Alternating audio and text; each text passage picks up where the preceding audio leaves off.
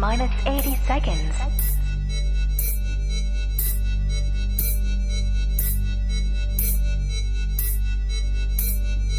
T minus 70 seconds.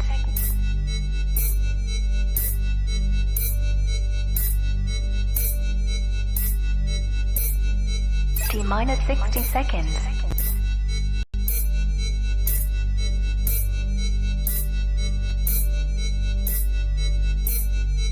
T minus 50 seconds.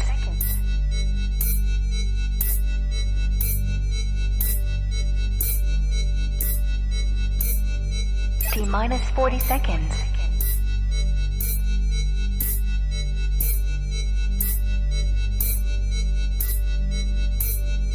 T minus 30 seconds.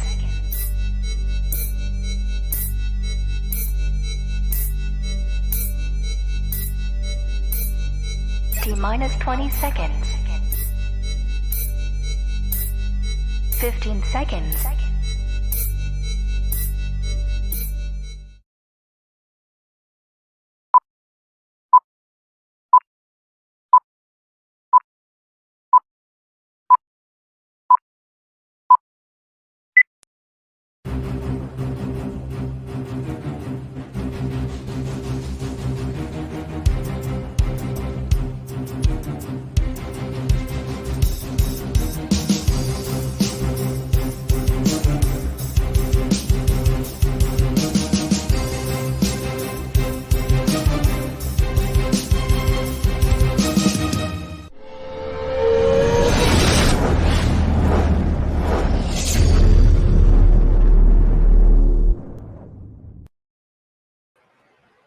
Hello and welcome to the Outpost Frequencies, brought to you by thelastmovieoutpost.com for all of your movie news, reviews and everything cool about film.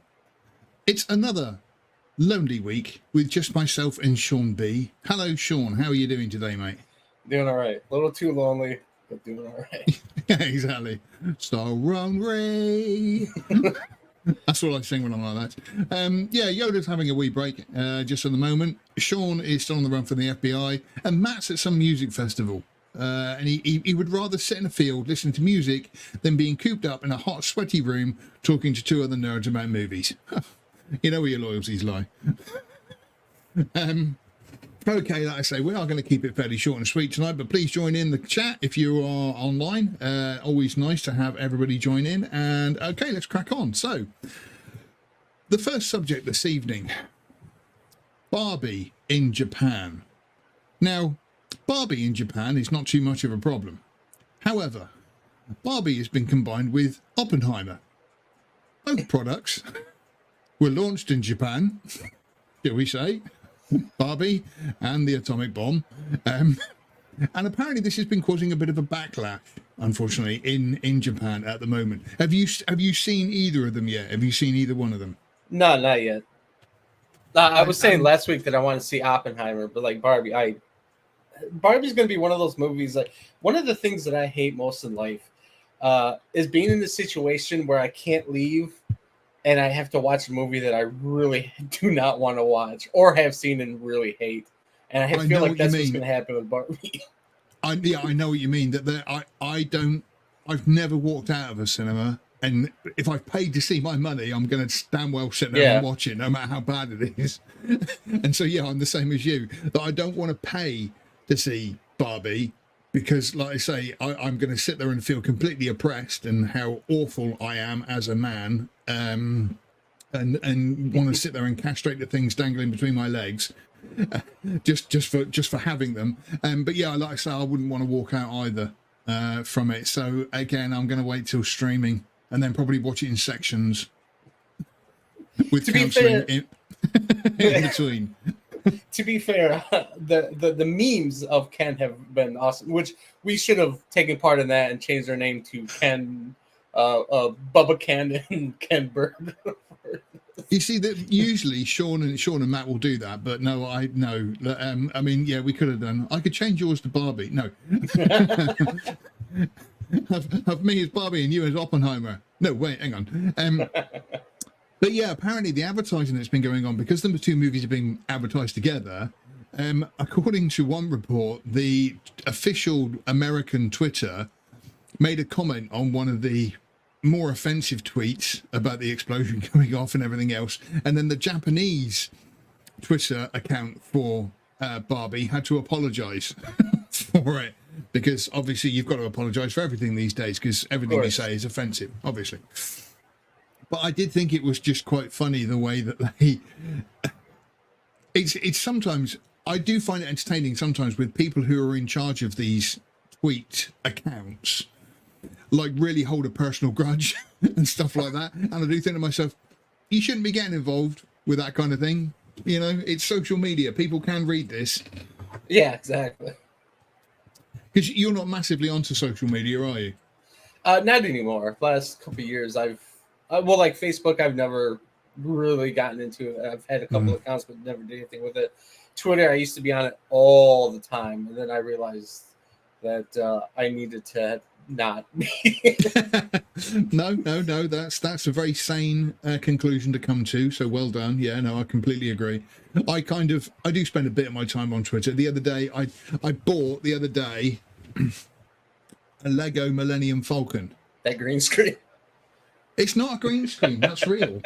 I've got the figures here, look, there's Chewie, look. Oh, nice. See?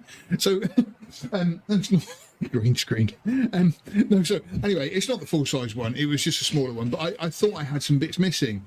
And I went onto Twitter and said to Lego, I think I'm missing a couple of pieces from this kit. What can I do? And the guy who was running that sort of said, well, we can help. Even though we are planning world domination at the moment, we can still help out. And I was just like, fair play. They've got somebody with a bit of a sense of humour on their social media. That's quite good. But when you're making jokes about Oppenheimer, and particularly the atomic bomb, which devastated the lives of millions of Japanese people, just need to be careful. I am one that's like, no joke is off limits.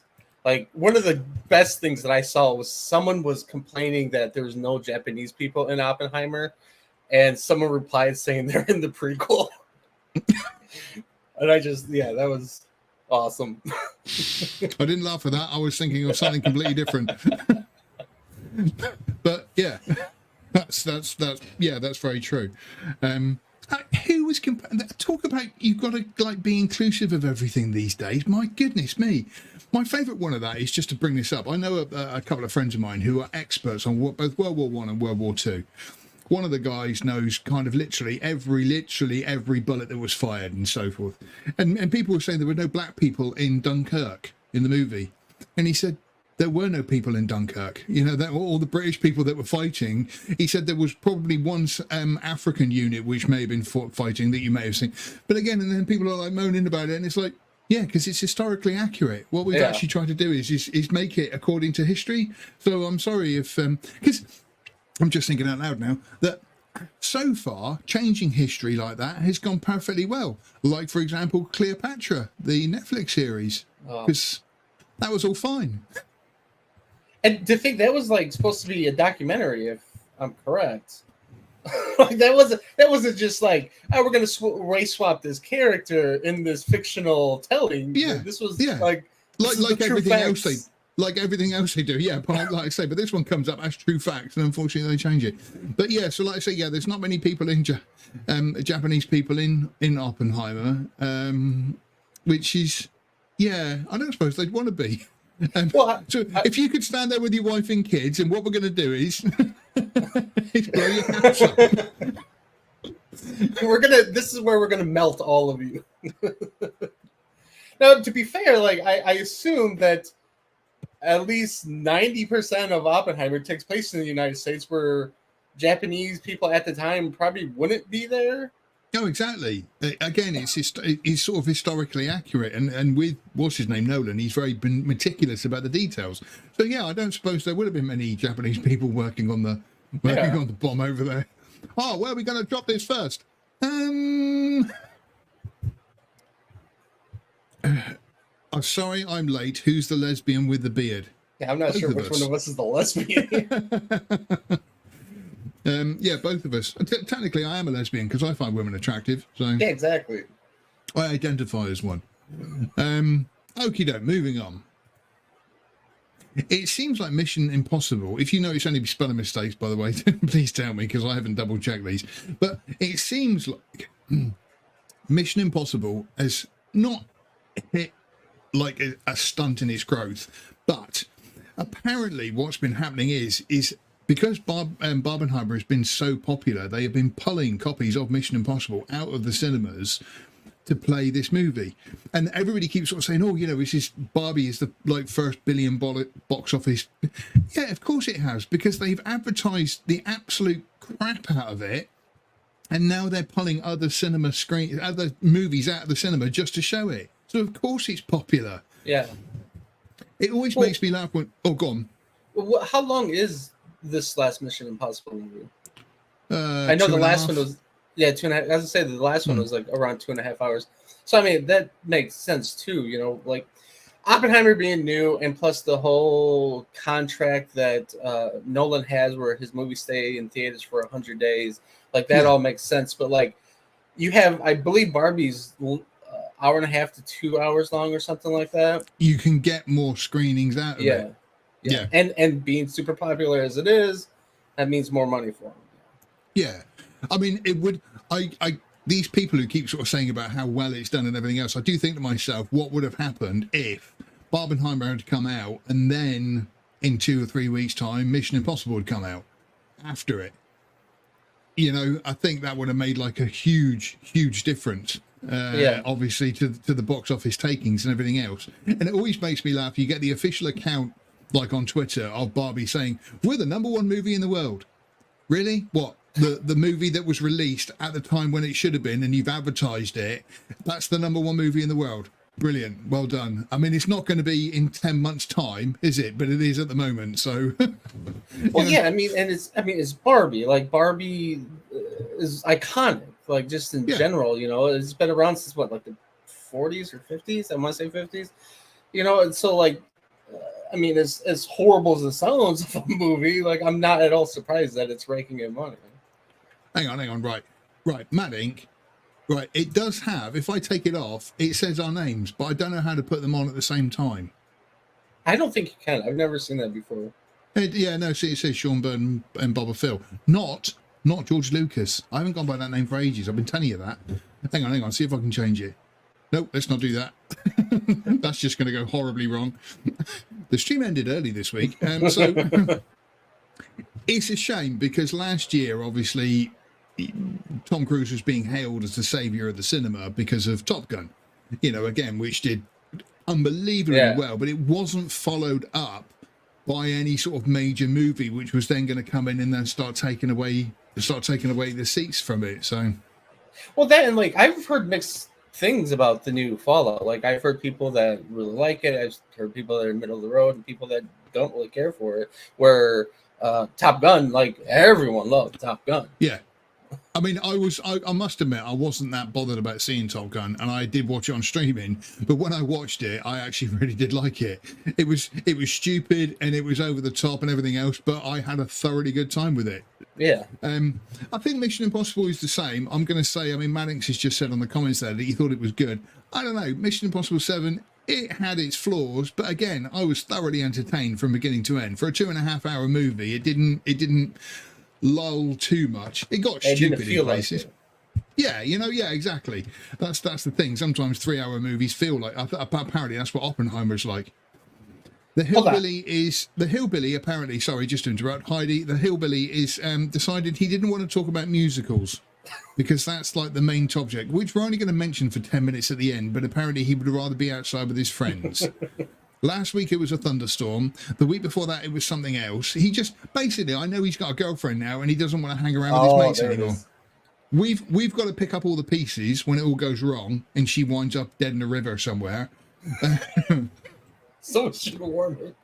I just want to point out, Maddox said that I'm the other Sean, and yes, I got a problem with that. I am not the other Sean. He's the other Sean. I was here first. It is becoming that way. Sean T, who is has been with us for a long time, he doesn't seem to come anymore. So you're now becoming the Sean, and he's becoming the other Sean. So yeah, take that, Sean, if you ever listen. I just saw the Big Lebowski and didn't get it. What? How do you not get the Big Lebowski? Thank you for the tip, though, Heido. The Big Lebowski, you didn't get it. Yeah, no, that's a weird one. I don't understand what's not to get. It's just a great movie. You've got the dude and stuff. Yeah, it's a comedy. It's a very, very, very black comedy. It's a neo-noir kind of pulpy. Maybe it's a bloke's film. Maybe, Heidi, you need to identify as a man and watch it again. Yeah, try that. Now, to be fair, the first time that I watched The Big Lebowski, internet was kind of new to me at the time, from what I remember. It was like, 97? So I was like 17? Something like that, yeah. And I remember like doing a lot of downloading of music and stuff on Kazaa at the time. So like I was not paying attention to it. I'm like, this movie sucks. And then like a couple months later, my buddy was like, oh, have you seen The Big Lebowski? Like, that movie's great. And I'm like, yeah, it sucked. It was boring. He was like, what? And, he was like, no, we're going to watch it again. And I was like, this movie's fucking awesome. Now I'm sitting down and actually paying attention to it. It is weird. Sometimes you revisit a movie that you think you didn't like, and then when you watch it again with different eyes, more mature, whatever it might be, that all of a sudden it's awesome. Yeah, there's that too. The element of, oh God, I can't think of anything recent, but like, yeah, there's times that like I've watched Quentin Tarantino. Like when I was younger, I didn't like most of his movies, and then when I got older, like recently, I think late last year, I watched Pulp Fiction again for the first time since it first came out, and I was like, this movie's fucking great. Like, what was I thinking to dislike this movie? You didn't like it the first time? My goodness. I found it boring and kind of like convoluted, I guess. Right, Heidi, if you're going to watch The Big Lebowski again, may I suggest sitting around in a pair of boxer shorts and t-shirts, drinking a beer, scratching fake nuts, burping and farting a lot, all right, and just, like I say, think like a man, and then, like I say, may make more sense for you. Yeah, say the dude abides a lot too. So we've covered Mission Impossible there. Managed to go on to The Big Lebowski, but like I say, we're keeping things short and sweet at the moment whilst everybody's away, so we're going to move on. The Witcher is too clever for Americans, I must say, and I apologize now, Sean, for any offense that I may cause. But basically, The Witcher is a series of books which have been kicking around for an awfully long time. It became a very popular computer game, one of the best-selling games of all time again. But the TV show first cast Henry Cavill as Geralt, the Witcher, and everything was going swimmingly. But the writers of the show thought it was a little bit too intelligent and decided to try and dumb it down. The main problem that they had was, unfortunately, Henry Cavill is a huge nerd and loves the original book and game and knows the lore very so much so that he felt that the movie was, or that the series was going in such a bad direction, he decided to leave. Now it turns out that season 3 has had some of the lowest ratings from the readers, that it, or from the viewers, I should say, that it may not even be getting a season 4 now. Have you watched any of The Witcher? Yeah, I am probably part of one of these people that are not clever enough, I guess. I watched the first season, except for the last episode. Why would you do that? I at that point I was like, I'm done. Like, fuck this show. I don't like it. But you didn't finish like the series. That's crazy. That would drive me insane. I had no interest anymore. Like, I was like, I don't care. Like, so it bounces around a lot, and it does nothing to let you know that it's bouncing around. And I mean, I'm not a Witcher fanatic at all. Like, I've never read the books. The first game I played, like, maybe 10 minutes of, and it didn't work on my computer well at the time. The second game I played a little bit at a friend's house, and I never went back to it. And the third game I bought and played and got, marginally well through it. And that's it. That's my extent of Witcher knowledge. So when I was watching the show and they're like bouncing around and stuff, I was like really confused by all of it. And by the end, I was like, I felt like it was like Beast of the Week kind of thing a little bit. A lot of times it was like, oh, this monster, let's find a reason to make people feel sorry for it, for it's doing what it's doing, which kind of felt like it took away a little bit from at least for me with the game of like, chopping heads off and stuff like that. The brutal nature of it. It kind of took away from that. I don't want to feel for these creatures. I want to see them suffer. Yeah, come on. I mean, and I do get it. Like that was stuff that happened in the game. Misunderstandings and stuff like that with different characters, with missions and stuff. So I do get that, but I just felt like it was way too much of it. And just by the end, I was like, I could watch that last episode or never watch this again, and that's what I chose to do. To me, I'm a completionist. I have to finish things. It's like I say, even with a movie, it's very rare for me to turn something off and not go back to it. Although I did a couple this week actually, but no, like I said, I could not have started a series and then at least got to like the last episode and just not watched the last one just to see how it finished.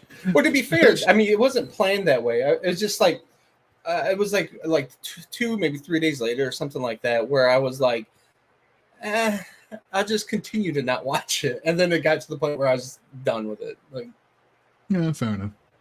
No, like I say, fair enough. If you're just going to be psychotic like that, but no, I mean the series itself. Like I say, I'm the same as you. I haven't read the books, but I have played through the game. The game is fantastic. It's really, really good. Yeah. However, to me, as long as they just tell a decent story, I kind of don't care if they kind of go off the lore. But it's just. Right. With modern day writing, the problem is they go off the law so that they can sell you the message and show inclusivity and blah, blah, blah. Yeah. And then it just completely goes do that. If they try to sort of, I mean, a classic example of this is Game of Thrones. How Game of Thrones stuck to the law all the way through, apart from that final series. And then that final series, they didn't go woke or anything else with it. They just decided to, make it up as they went along. And it was awful. It was such a disappointing series because the rest, Game of Thrones. No, you're talking about when you say the latest series, you're talking about the House of Dragons?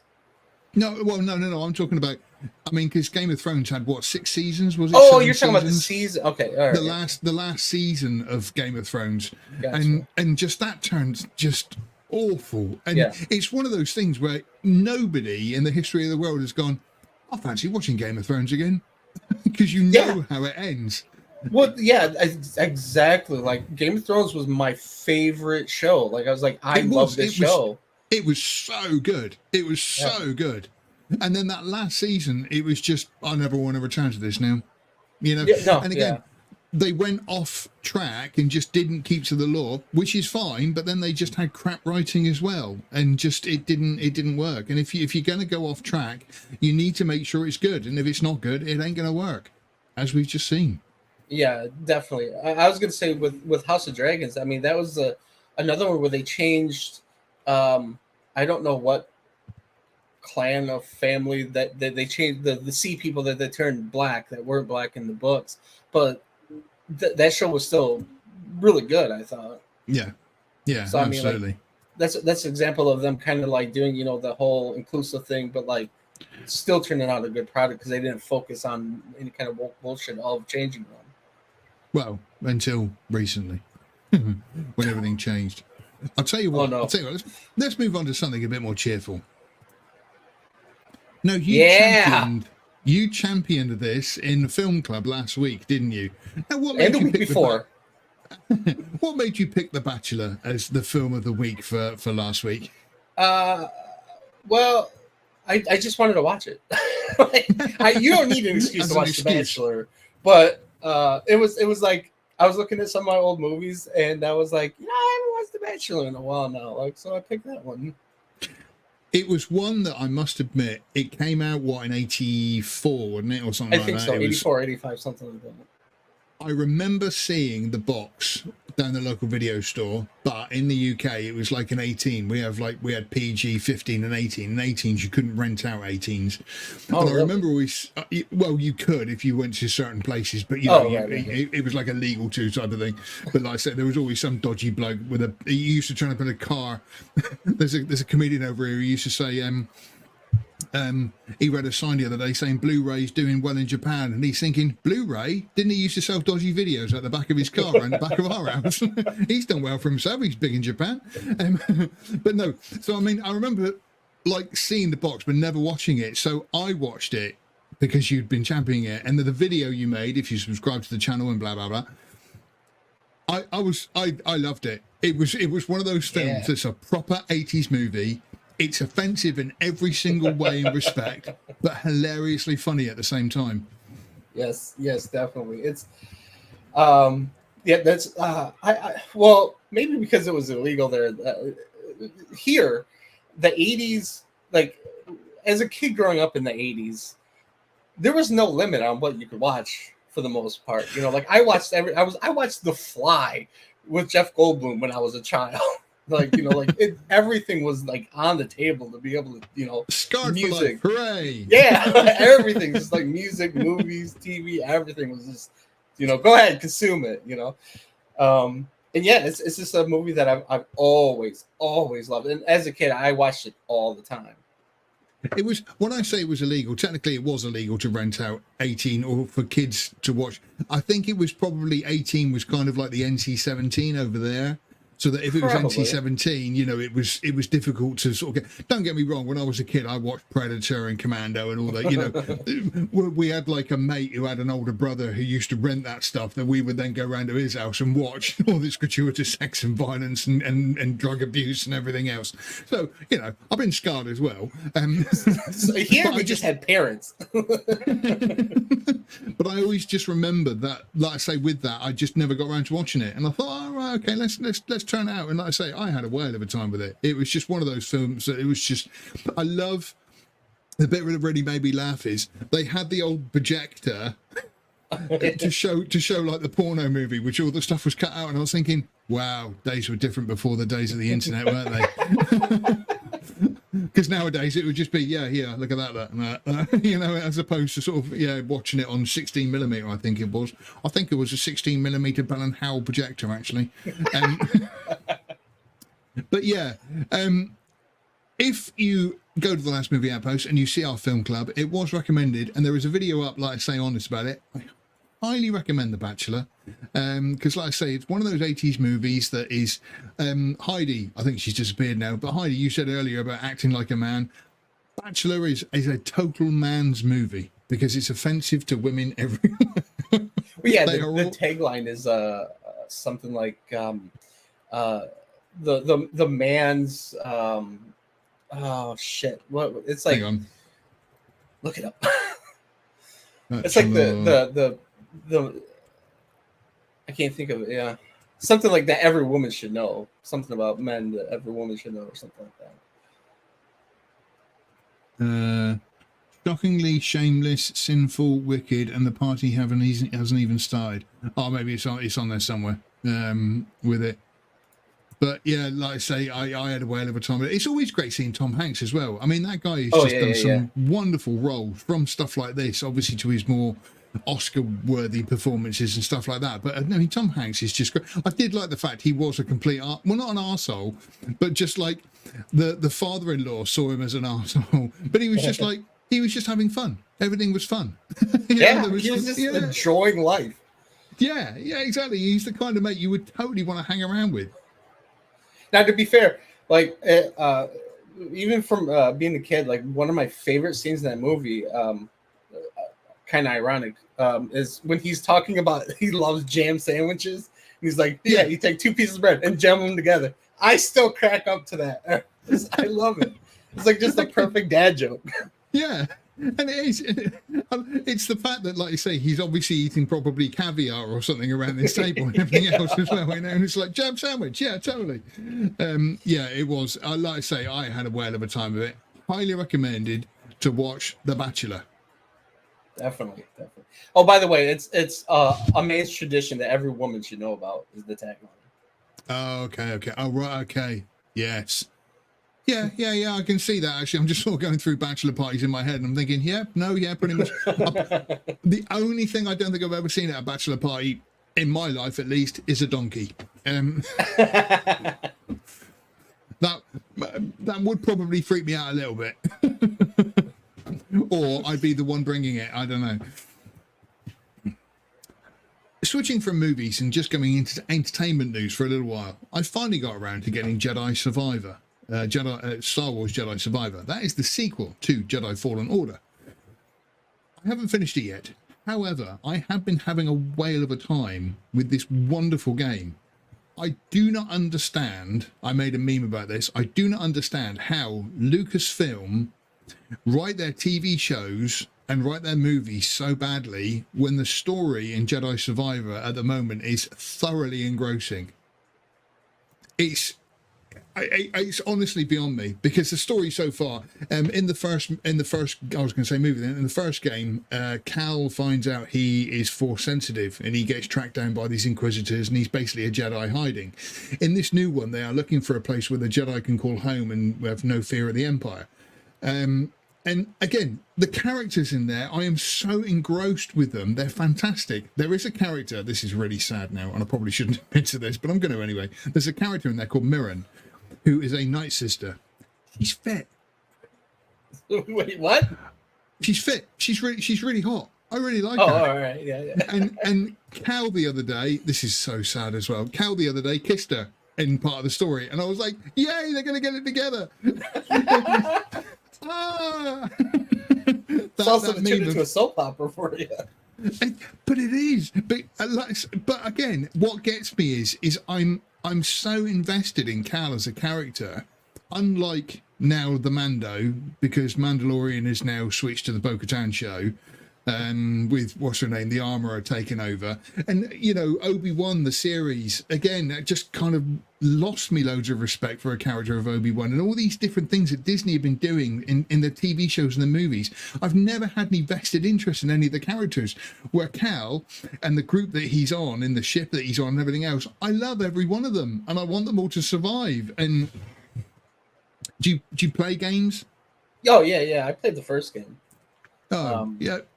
I thought the first game was really good. The story was interesting. My biggest problem with the game was like it felt it didn't really have a lot there. Like you go to a planet, you don't really spend. There wasn't like a big open world for each planet like I was hoping there would be. That's exactly this. I've just finished playing Assassin's Creed Origins, and I love that in that it's just open, it's sandbox. You can kind of go and do whatever you want, whereas these games are quite linear. You can only kind of go in one direction and kind of stuff. It amazes me that they haven't done a sort of sandbox Star Wars game, because it would lend itself to it beautifully.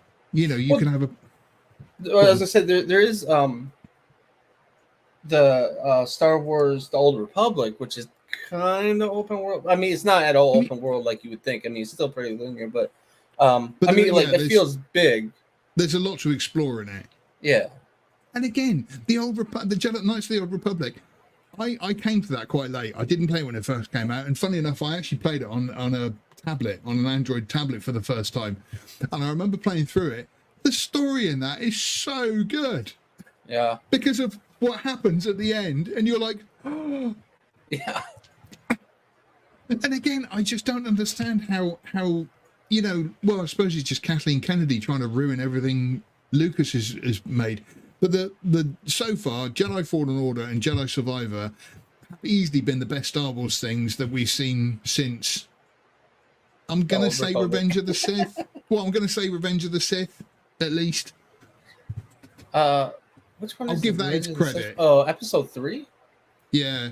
I'm going to give that its credit. You know, but I mean, it's certainly better than anything since then. Like I say, anything Disney has juiced. Maybe Rogue One, but Rogue One is all right. Yeah, exactly, it's all right. It's a good job. But that's the problem. Is like it's Star Wars. It's not. Now, to be fair, even in like the 80s, you had like the Ewok fucking movies that were just horrible. You know, so like it's not like or the holiday special. You know.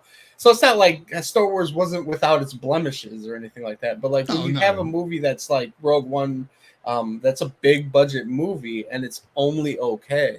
It's kind of like this is Star Wars. Come on. Yeah, it is a shame that they just got to flog these dead horses on these things. Yeah. Speaking of mucking up stuff like that, Batfleck. Now, DC. How? I mean, DC. So, yeah. Where do you begin? DC have got, I mean, the biggest, I'd say, the strongest canon of superheroes to their name. You know, you've immediately got Superman and Batman, which are easily the two biggest names that come up to comic book heroes. Yeah. They tried to build a universe, but then decided to just get rid of Zack Snyder, so that came to an end. So then they rebooted a new universe, which the Batman was with Robert Pattinson.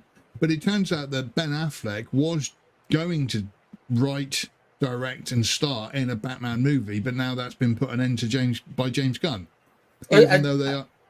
I'm sorry, I thought like the Batman was supposed to be that movie, and then Ben Affleck decided to dip out of it.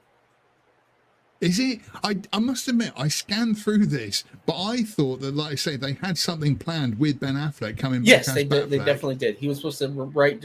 I don't know about write, but he was supposed to direct and star in a Batman movie. But this was before the Batman. Yeah, that's when that was decided. I see.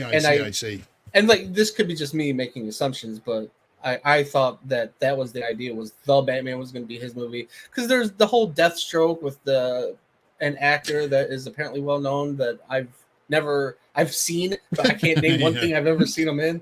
But like, then there's the whole thing where he was like, I'm done with it, like I'm not gonna. It's a bit insultive if Ben Affleck is playing Batman to then say, "Oh, we're doing a new Batman movie, brilliant. We're going to get you to write and direct. Oh, fantastic. We've got Robert Pattinson in to play Batman." What? I mean, surely, I can do this myself. No. We've got somebody else in to do it. So yeah, sorry about that. So I can see why that obviously didn't. Oh, sorry. Just carry on talking amongst yourselves a second. I've just had a quick important text from someone. Sorry, just a second. Is it Ben Affleck? No, my old landlord. Oh, grief. My old landlord, they're very, very old, and they're very, very lovely, and I stay in contact with them. She has just had a major hip operation, so she's not very well. He is unfortunately literally dying of cancer, so he's been having chemotherapy and stuff. They had an Airbnb, and they told me to take it off, which I've done, but they asked me to relist it the other day, and then when I've relisted it, they've had loads of stuff come through. Oh, I'm going to have to do it in a minute. Because otherwise I'll muck it up even worse. Sorry, yeah, that's the things I go through in my life. Hooray! But yeah, I mean, what did you make of Ben Affleck as Batman?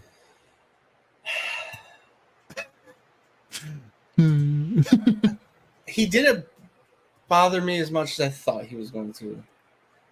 I think he was better than Robert Pattinson. Is it Patterson?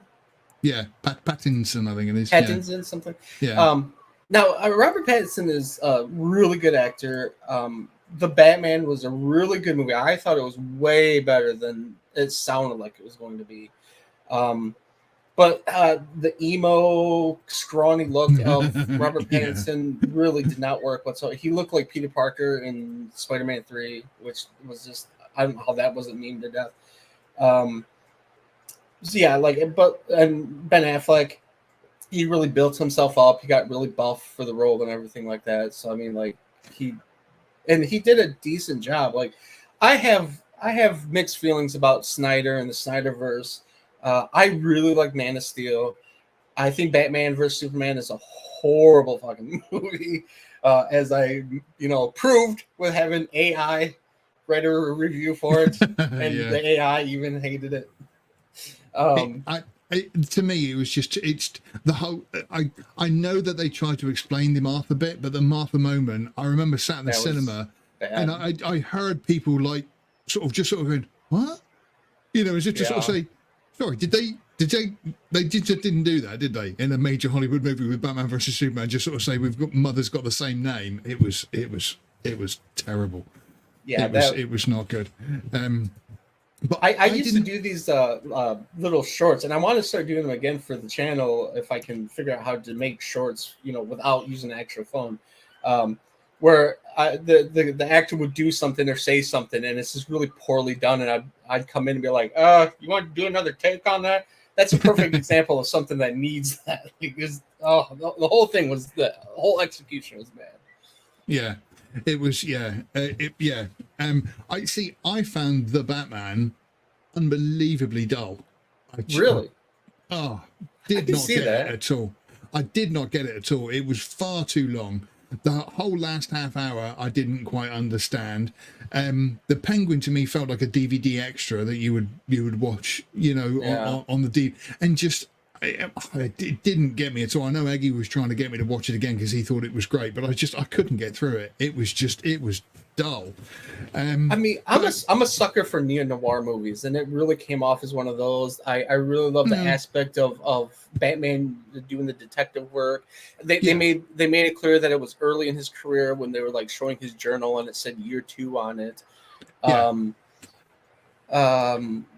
It was too long. Definitely was too long. Colin Farrell as the Penguin was way better than I thought it was going to be. Don't get me wrong, he was great, but it's just the whole bit of him just felt like a tack on. Yeah, it did. Like, I think he should have been. I think maybe if they would have had him more of a main villain, and then like in the sequel have him more of kind of a correspondent or whatever you would call it, like kind of like a person, giving tips or whatever, or Batman going to him for information and stuff like that. It might have worked better a little bit. It would have. I think it would have gave him more character through the movie, I guess. You are muted.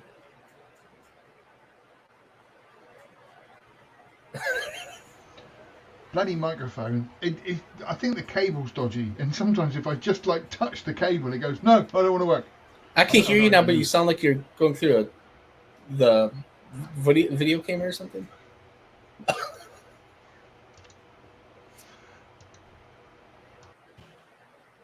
Right, there we go. I'm back now. Sorry about that. It's this so I've got a dodgy cable on the microphone, and so I've just got. Don't touch anything. Don't touch anything. So for our next thing, damn it. Speaking of Zack Snyder, Sucker Punch. Now I've never watched it. I have seen it, but not for a long time. I kind of want to revisit it. The main thing, the main pull for this movie for me was Jamie Chung in Leathers. Jamie Chung. Asian girl. She was in. That's all you need to say. Asian girl. Got it. She's really stunning. She's very, very beautiful. Oh, I think I know who you're talking about. She's kind of like short, petite. That's all Asian girls. That's any Asian girl under the age of 35. And I just described fucking 4 billion people. Well, no, 2 billion at least. But yeah, no, that was my biggest takeaway from it. I mean, the film itself looks spectacular, but the story is quite dull. Now, according to Zack Snyder, it didn't end in the way that he wanted to. Because of things like test screenings and studio execs sticking their beaks in, they re-edited the movie, and so he now wants to do a director's cut. I understand that if it's not the film that he wanted to make. How do you feel about studio interference? Studio interference usually is horrible. I would say 90% of the time. I think there are times that director cuts are not as good as theatrical releases. Terminator 2 is a prime example of that for me. Yeah, and being that I never saw it, it never looked interesting to me. I can't really say anything. I feel like this is Snyder like trying to keep that whole thing going of popularity. Like, oh my God, because of the fans, I was able to make my own Justice League. I want to do it again with Sucker Punch and stay relevant. Sure, fine, do it, I guess. I mean, I've put Sucker Punch back on my watch list because I do want to give it another chance. He explains the ending a bit better than he did in the actual movie itself, and so from that respect, I kind of want to see it again to sort of better understand what was going on there. But again, it's what made me laugh was because I wrote the article up, and what made me laugh was he said quite a few people have come to me and said Sucker Punch is easily my favorite movie, and I was thinking, no, they haven't, Zach. Nobody in the world has ever said that, Zach. All right. You know, even Man of Steel and Justice League and everything else is way. But nobody has said that Sucker Punch is their favourite film, unless, of course, there's some kind of teenage girl with the angst of Billie Eilish, I suppose. Yes. You know, a lot of people sort of said also that the Sucker Punch was kind of like a 13-year-old wet dream, which to a certain extent is true. Like they say it like it's a bad thing. Yeah, right, exactly. Okie doke. So, musicals. Musicals! So we're not talking about musicals in general here. We are talking about a few musicals which are coming out quite soon. Now, the first one of these we're going to talk about is actually, well, there's three things to talk about here. First of all, if you go to thelastmovieoutpost.com at the moment, there is a thing on the main page, a movie coming out by A24 called Dix, the Musical. Did you see the trailer for this? Yeah, as soon as I saw that on the website, I immediately was like, I need to watch this. Now, for me, A24 is usually a sign of, haha, yes, please and thank you. I'd quite happily sit down and watch this. What did you make of the trailer? I thought it looked horrible, but maybe in the best way possible. Megan Thee Stallion being in it just irritates me, but like everything else, I don't even know who that is. She's a rapper. Oh, is she the same one who shook her ass in She-Hulk? Maybe. I didn't watch She-Hulk, but one of those. It was either her or it was Cardi B. They both look exactly alike. What was she called? Megan B. What's she called? Megan Thee Stallion. Oh, The Stallion.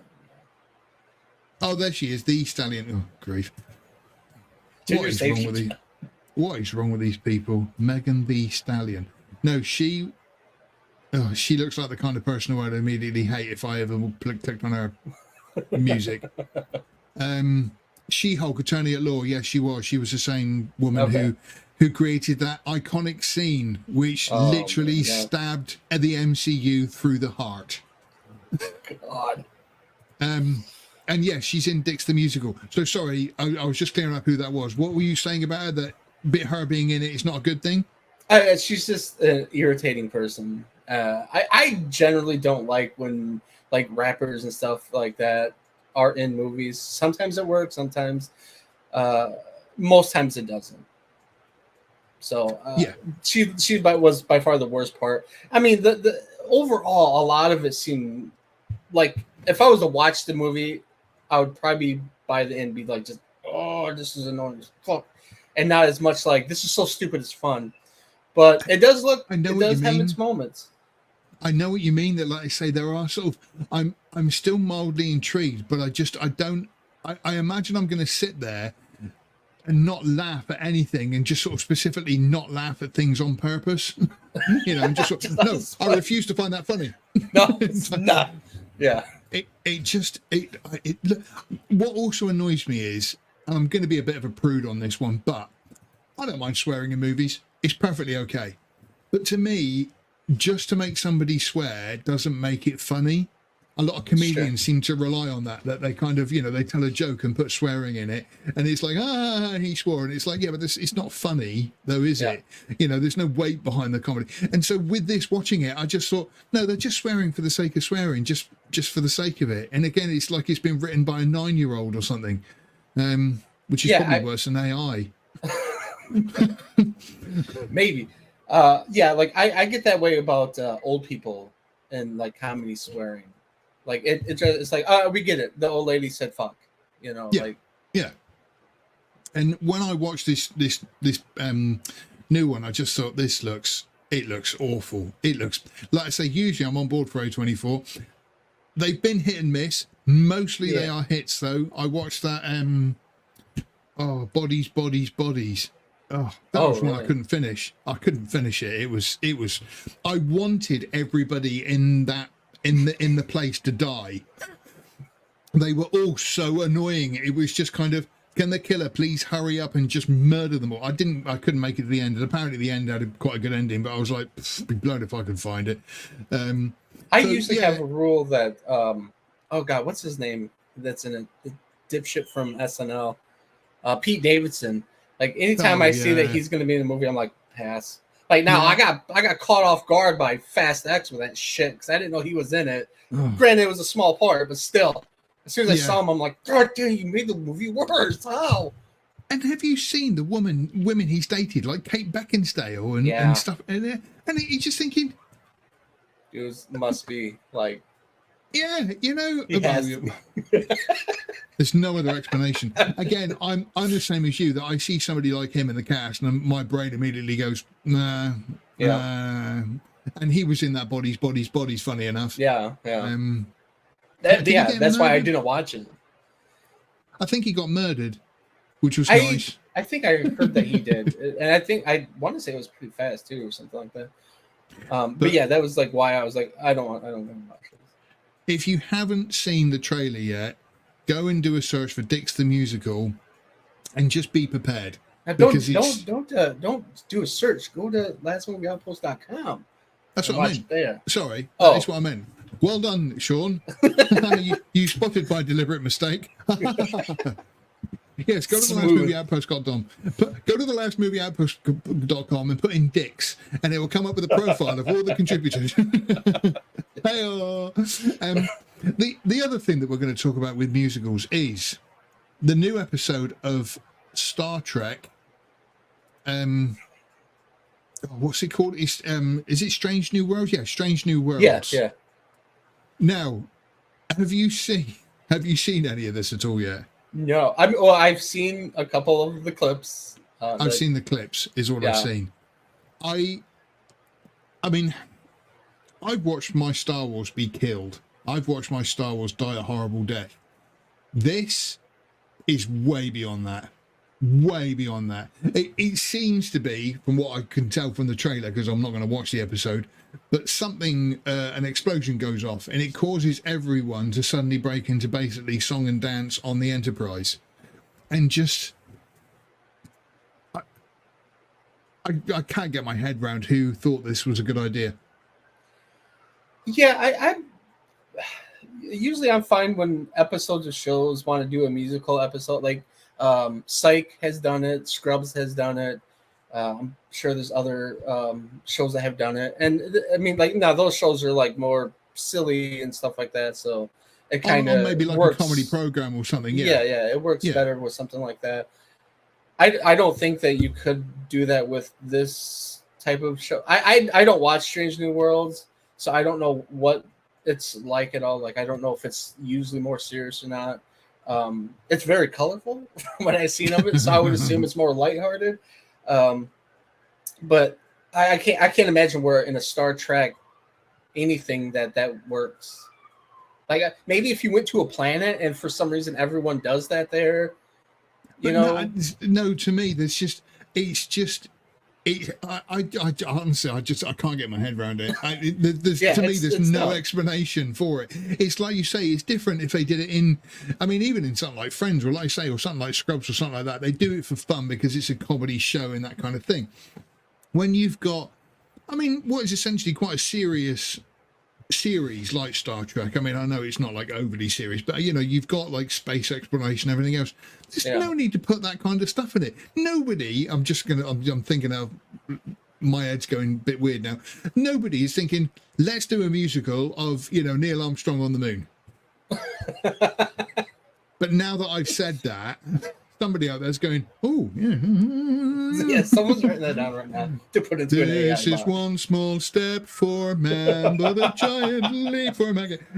That song's copyright now in that tune. But again, I can't understand.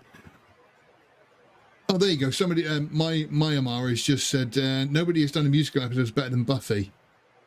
I've never watched Buffy.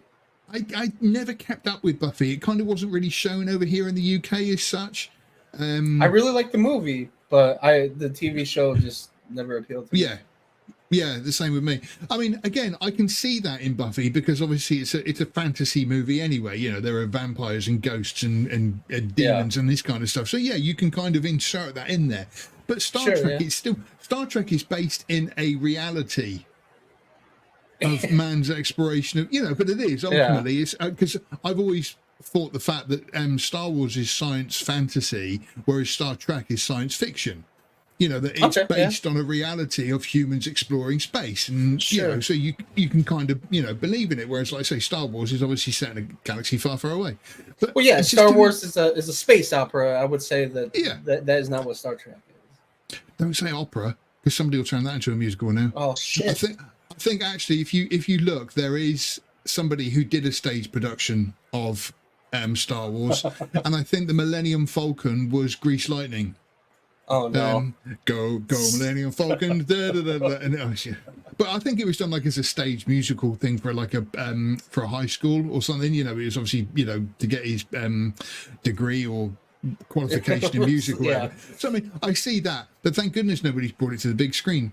Now the other one. Hold on. To be fair, Hamlet 2, pretty fucking hilarious movie. I don't know that one. Oh, you never seen Hamlet 2? Has what's his name in it? He was the business bad guy from the other guys. Anyways, he plays as a high school drama teacher or something like that. It's been a long time since I watched it, and he's putting on a play about Jesus Christ, and it's they're making it into a musical and stuff.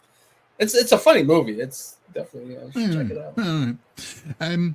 The other one that we're going to talk about is, and again, this was quite recent news.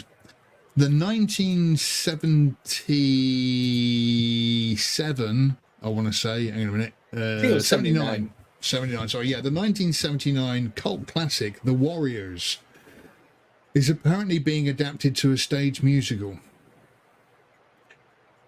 I think it can work. I mean, I know we just talked about, I know we just talked about like based in reality and stuff like that. Well, Sean's got to go now, so goodbye, Sean. But like, I try looking at it as like Sharks and the Jets, whatever that Streetcar Named Desire, West Side Story, something like I've never seen either of those things, so I take this with a grain of salt. But like, I think if they are able to do it, something like that, try to distance itself from the Warriors movie, because I mean it's a pretty dark fucking movie. Well, apparently the book was even darker. That's what I've heard. Far more violent and far more of a social commentary of what was going on in New York at the time. Yeah, but like, I think it has a possibility to work on some level. Will I enjoy it? No, probably not. I can't imagine it. But I think like the Star Trek thing is just horrible. It was just all dumb. But like, I think it's possible for this to work. Maybe. Again, it like we recently saw The Color Purple was made into a stage musical, and again, it is kind of like, really, they made a movie about spousal abuse into a musical. Yes, I mean, yeah. How lovely! And then The Warriors is the same thing. The story of The Warriors is there's a massive sort of gang meeting in central New York, and the leader of all of the gangs, called Cyrus, gets assassinated, and they think one gang has done it, and the gang has got to try and make their way back home to home turf to safe territory, where the other gangs are trying to kill them. And like I say, it's a very violent, very dark movie, and I just don't see. I don't understand. It probably won't work, but I'm just saying I can see it a little bit. It's one of those things, right? I don't see when people, watch a movie and go, "Do you know what would improve this movie?" No, making it a musical. Definitely not. No. Yeah, putting a couple of song and dance numbers in there, you got yourself a smash hit. That Star Wars always thought it was quite dull, but Luke singing about moist evaporators on Tatooine—that's what that needs. It's going to be weird when they're like in the park scene when he's going to be like, "Come on, girl, give me what I want. I'm going to rape you." Like, I completely forgot that. Yeah, it's going to be at least it's going to be fucking hilarious, I think. Oh no, she was an undercover cop. I mean, there is that famous scene at the end, I forget the actor's name, where he's got the 3 bottles and he's going, "Warriors, come out to play." And I mean, but the thing is turning that into a song then kind of, it takes away the creepiness of the whole scene, because I mean, he's like psychotic. Yeah, it gives the scene tension, because I mean, like, he's just clanking. And by the way, which I believe was all improv by him. Yes, I read that as well. Yeah, it builds a tension to the scene. And there's like, yeah, kind of a creepiness factor to it and stuff like that. And I wouldn't really call that a song so much as kind of like, well, what is it when in war? You know, when there's psychological warfare kind of thing. Yeah. No, what I'm saying is that particular scene being turned into a musical would ruin it. Whereas, like you say, the scene itself of him doing that is, like I say, it was improvised, but it's so creepy and it's so memorable. Yeah, you know, it's So, yeah, unfortunately, people are going to still be making musicals about movies we all know and love. Isn't life horrible? I mean, to be fair, like I don't watch any musicals like on Broadway or anything like that. Isn't this something that happens all the time? Like, I mean, Spider-Man had a musical that everyone kept dying on or something, and like all kinds of movies have had this happen. Yeah, I suppose I'm the same as you. Like I say, I've been to sort of shows in the past when I was a kid. I saw like Oliver and stuff like that, which is which is based obviously on the a brilliant original. Well, I say original is based on Dickens, but I mean the original movie with what's his name, Ron Mooney. Oh no, it's Ron Moody was a British actor and he played Fagin, and he was this proper like London geezer who, you know, got all the kids out to steal for him and all this kind of stuff. And it's a brilliant movie, and the stage play was fantastic. When I saw it, it was with a sort of TV celebrity over here called Russ Abbott, who was brilliant in the part, and he was as Fagin, he was really good. And so, but again, I don't keep up to date with what goes to Broadway or the West End over here, the movies that get made into stuff. I'm just not bothered. Yeah, there has been stuff that I've like Spider-Man. The reason why I heard about this is because like people were constantly getting injured during the thing, whether it was actors or people watching, I'm not sure, but like they ended up stopping it because of all the injuries, having seizures. Maybe Spider-Man's falling on them. Why did I pay for this? But yeah, I mean, like, so like weird things have been turned into this kind of stuff before. I'm saying I'm not surprised. Yeah. No, I'm not surprised. But it's just a shame that, like I say, people have got to do this again. I mean, it's like Back to the Future. I think Back to the Future, the musical, is in London over here at the moment, and again, it's just kind of I don't know. It's Back to the Future. I don't need songs done to it. It's a perfectly good movie. Just leave it alone. Bloody people. It's not a perfectly good movie. It's a perfectly perfect movie. See, I think it's time you leave now. Well, bye then. Anyway, we're going to call it quits there for the last movie out stream. Like I say, Loud Movie Outpost. Bloody hell, Yoda usually does the outro, so I don't do the I do the intro and he does the outro. But yes, thank you for joining us on the Outpost frequencies. Do all this down below. Follow us all on all this stuff. I can't be bothered to read it out. Look for the last movie Outpost. You'll find it. It's all on there with our newly designed site and everything else. We keep up to date with all the news and reviews of everything going on in the movies at the moment, so you can always find new information every day. We try to post something, and we do this live stream every Sunday. Other than that, Sean, thank you for joining me. Any last words from you, mate? Make musicals great again. Yes. Do you know what? I'm going to do that. I'm going to start watching some musicals and reviewing them just to annoy people. Hey, start with Seven Brides for Seven Brothers. Yeah, see, classic one. Bless her beautiful heart, wherever she may be. I can't go that loud, but yeah, no. See, again, that's a classic one. That'll be updated soon. It'll be Seven Brothers for Seven Brothers. Seven non-Pacific genders for Seven Brothers. And it wouldn't be four. It will be what's the word? Agree to cohabitate to save on rent. Oh, I can't wait to see that. The Seven Brides for Seven non-binary gender fluid people that they arranged to live with. Basically, it's just going to be like 14 guys with neck beards like mine that are all communists. Shut up, Troll Prince. Get the other Sean back on. He's the smartest guy in the place. My arse he is. Anyway, that's all from us. Thank you, everybody, and we will see you next week.